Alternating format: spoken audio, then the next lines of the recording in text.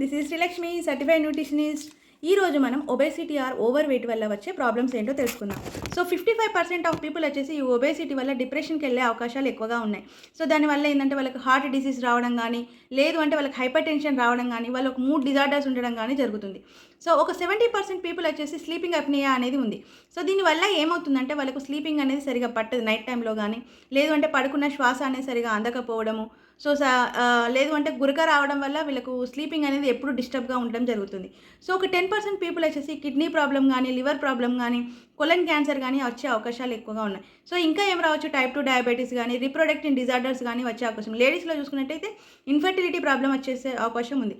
So 41% of పీపుల్కి వచ్చేసి ఏంటంటే యుటర్నీ క్యాన్సర్ వచ్చే అవకాశం ఉంది.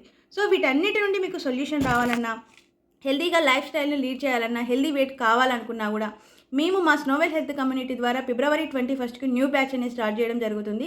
సో మీకు మరిన్ని డీటెయిల్స్ కావాలన్నా, రిజిస్ట్రేషన్ ఎలా చేసుకోవాలో తెలుసుకోవాలన్నా, so please contact me or message me. Thank you.